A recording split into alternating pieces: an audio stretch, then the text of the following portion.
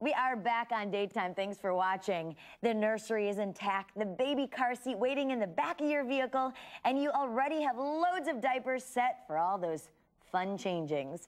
If you think you're set for your newborn, well, once you actually get your own hospital checklist in order, then you are set. And helping us with that is Sherry Mesra, author of The Baby Sleeps Tonight.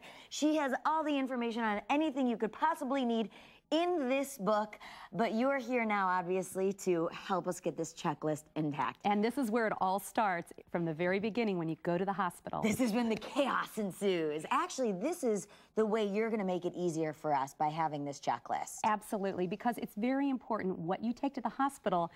It kind of sets the pace. You want to be prepared from the very, very beginning, and you want to make it an easier transition once that little one just comes out. All right, but the big question is, when should you do this? I have friends that started doing it at 32 weeks. I'm 36 weeks and just started thinking about it, and then others, they're reaching 40 and light goes on. We got to put this checklist together. When should we do it? You should probably do it about 36 weeks. Oh, good. When you start, you're right on. Okay.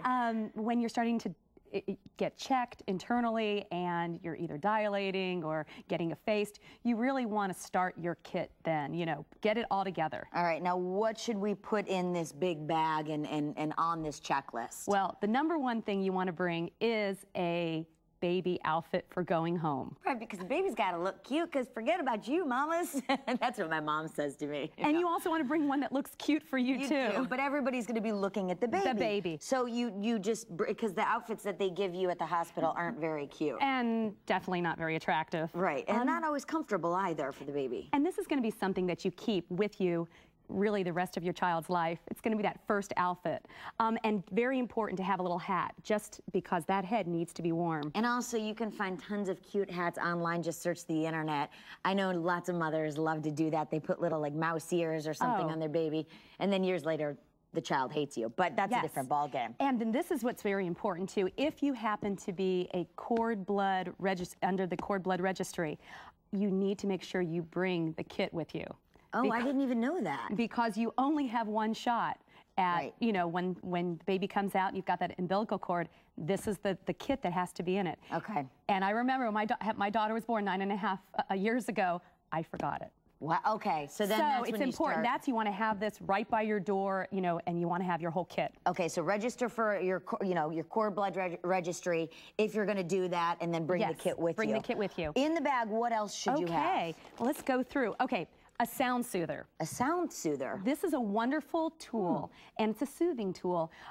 It plays white noise or soothing sounds, and especially when you are in labor and when the baby is born, those sounds, that shh, that white noise sound, is a very good sound for the baby to hear, because that's really what the baby was hearing for 9 months. So it's very calming. Calming, it's calming for you as well. And it's not as shocking for the child when the child comes out. Then. Yes, and it's a great transitionary sound when you bring the baby home. Now, if you're breastfeeding, this is probably something that you should definitely add to your bag. And I didn't even think about it until you mentioned this. Well, keeping those nipples conditioned are very important. Because it gets painful. It can. Apparently. Yes. So, as you're getting closer to that delivery date, it's okay to start to condition your nipples, but you have to be a little careful, because it has been known to with nipple stimulation, bring on labor. And is that okay for, once you do start breastfeeding, is that okay for you to put on while the child is breastfeeding? I mean, should it just be put on hours earlier? You put it on after the breastfeeding.